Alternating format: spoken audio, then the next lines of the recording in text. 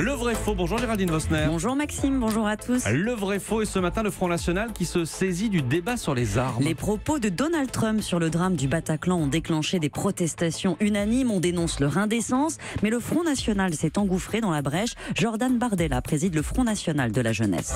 J'aimerais aussi qu'on s'attaque aux 15 000 Kalachnikov qui sont en circulation partout dans les banlieues, parce que c'est bien beau de s'opposer à cette société du port d'armes, mais en l'occurrence on a un libre port d'armes aujourd'hui en France, dans un certain nombre de nos quartiers notamment, et j'aimerais qu'on s'y affaire. 15 000 Kalachnikov circulent dans nos banlieues, vrai ou faux? C'est très improbable, même si Jordan Bardella a des excuses. Ce chiffre circule depuis tant d'années qu'il est devenu une sorte de mythe urbain, repris régulièrement par la presse. Il est apparu en 2010, en fait, dans la foulée de quelques affaires médiatiques, des braquages impliquant de gros calibres. Des sources syndicales dans la police ont fait une extrapolation alors à partir du nombre d'armes saisies chaque année. Comme il y en a 4 000 environ, elles ont pensé que ça devait représenter 10-15% du total et estimé à 30 000 le nombre d'armes en circulation.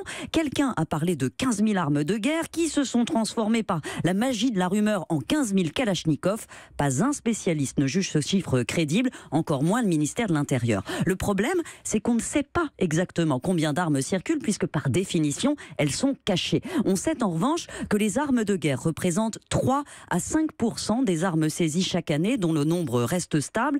Le ministère de l'Intérieur estime que depuis 10 ans, 10 000 armes environ issues du trafic sont entrées sur le territoire. C'est inquiétant, c'est vrai, mais non, les caves des banlieues ne débordent pas d'un arsenal délirant. Le nombre d'homicides par arme à feu d'ailleurs reste contenu. En 2015, en France, il y en a eu 111. Est-ce qu'il est facile de se procurer ces armes? Alors ça l'est moins qu'en 2010. À l'époque, la filière des Balkans était active. On pouvait se procurer une Kalachnikov pour quelques centaines d'euros, sans frontières dans l'espace Schengen. Les contrôles étaient rares. Depuis, la situation a changé. Parce que les pays des Balkans, la Serbie, le Monténégro, veulent entrer dans l'Europe. Ils ont donc renforcé les contrôles chez eux.